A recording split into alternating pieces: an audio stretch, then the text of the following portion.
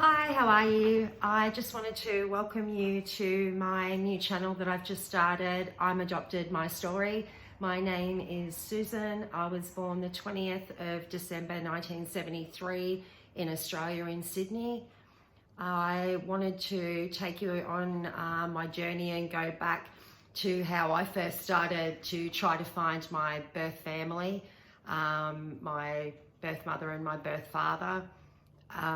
What the process I went through and what you'll need to do to get access to other information down the track. I started looking for my parents back in late 2009, 2010, so a long time ago now. And the information that you get back, which allows you to get extra information, because down the track you're going to be able to get birth certificates, marriage, all sorts of certificates from your natural parents. I'd always wanted to find them. It was a real funny thing. I grew up and I used to think to myself, oh, I can't find my parents. It's not the right thing to do to my adopted parents, because then they'll think that I'm rejecting them. So I held off for a long time. My first child was born in 2001, and I really wanted to do something about it then, but as an adopted child, we stop. We're not sure what we're going to find. We do have a fear of that rejection for the second time. We think about it and we go, well, to begin with, I was given up. They didn't want me. And so, we do have that fear, like, I don't know, maybe I just want to see them. Maybe I don't want to say anything to them. And that's definitely how I felt when my first child was born in 2001. I was 27 at the time. And I held off, always wanting to, but just so fearful that it wasn't all going to go down the way I hoped it would. And then I had my second child, a girl, in 2009, and I really wanted to know more. I needed to know it for medical. You go through the appointments, any doctor's appointments, even as you've gone through the pregnancy ones, and they'd ask all those questions, what do you know about your history? Have you got this? Have you got that? Well, you end up sitting there going, no, I know nothing. And I guess it just didn't sit right with me in the end. I started, just feeling this wasn't right and this wasn't fair. I wanted to know more. I wanted to know more for my kids on what they had ahead of them. Nothing about your medical history. It's so incredible, like, what have you got? Have you got heart disease? Have you got it's high blood pressure? No, I know nothing. So I want to take you on my journey. So my adoption involves everything to do with New South Wales, because I was born in Sydney. Anything I'm talking about here, it's to do with New South Wales rules. I would imagine that we're probably not too far off in other states and things of what we all have to go through. I went through a lot of things. I wrote a lot of letters to try and find out information. Of course, I have, at the end of the day, I end up with a file through of stuff, of letters and things and contact that I made to get all of my information. But, the main one you need to make sure first is that there's no veto connected with your adoption. If there is a veto connected with your adoption, you won't be able to get the information. It basically is, it's just one of those things that stops there for you.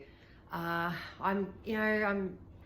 just can't think now when it was, but I feel like I was in early high school at the time, and my mum came to me, and I've got an older brother who's adopted as well, not from the same family, a different family. But Mum came to us and sat us down and said, look, I've just got to let you know some rules have changed now. And there's a thing come out and we can put a veto on your adoption.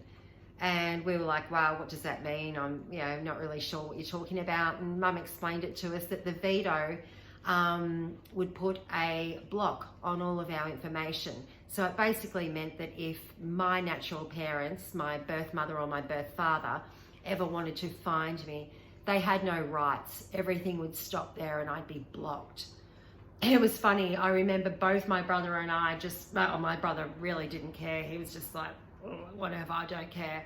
And my straight out response was, it was $50 to block it at the time. And I just basically said to my mum, well, don't be silly. She gave us up for adoption. She never wanted us.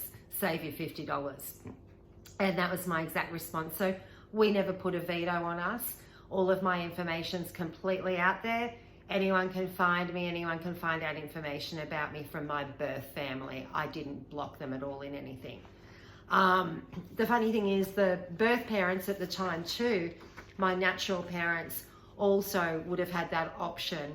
I really don't know how it went back then. I'm guessing they can't particularly find everyone and write to them and say, hey, you gave up a kid back in 1973. Do you want to pop this veto on now? So yeah, it's quite an amazing thing. I was very lucky that it didn't happen for me like that. So I'll start my journey. I'll write away to information and I'll say, hey, this is me, I'm born. Do you have anything on me, on certificates and whatnot, and how can you go about helping me with it?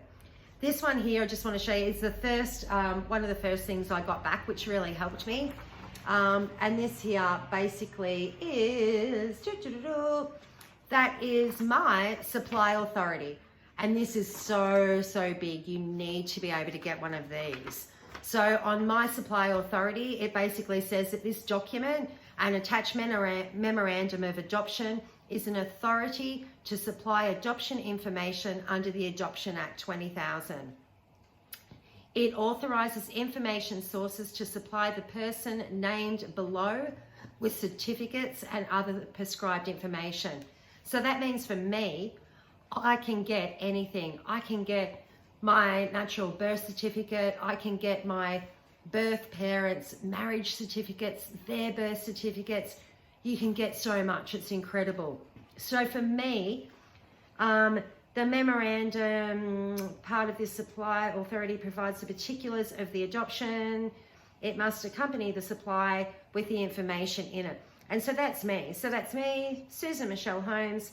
I'm an adoptee and I was born the 20th of December 1973. The supply authority is not affected by a contact veto. Fantastic, I can get all my information. Supply authority is not affected by an advance notice. And basically this one here, which is dated the 4th of March 2010, gives me all my information I need. This one here is my starting point. From here, I'm going to start to now write to different authorities. This one here came from Docs. I got all of my information though from the New South Wales government website. Once I got this though, this was fantastic because from here, I'll write to other places and I'm going to get so much more information back in return from it. So, that's basically a start of it. That's just telling you one of the first steps that I did. Right away, give my thing. Now I'm going to get some information back. So, wow, let's see what journey it takes me on. A lot of stuff we've got to go through here. But yeah, let's go back, come back, trip down memory lane for me.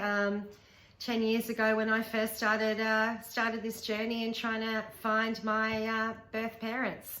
Stay tuned. It's definitely a ride. I hope you enjoy it. And I know what it's like for anyone. We go through stuff we think, we probably even overthink things a bit too much as well on on it all. But yeah, it's definitely a journey. There's going to be highs, there's going to be lows, that's for sure. Don't think though that you're alone, because I'm sure as I go through and start reading out some of this information I got over time, I'm probably going to get pretty emotional. So you'll end up coming on a bit of an emotional journey again with me, and that's going to be a hell of a ride. I can't wait. Anyway, thanks a lot for tuning in. I do hope, yeah, I just want to hear some great stories out there about people down the track too. Yeah, what a great thing. As a parent, I couldn't imagine it. My children are everything to me. So I think now I even still sit there and go, how does anyone do it? But, you know, everyone's got a story, I guess, of why. And, yeah, let's check it out and, yeah, see what we all think of it. Thanks so much for tuning in. And, yeah, I'm going to get another one together, more information, and catch you next time. Thanks so much.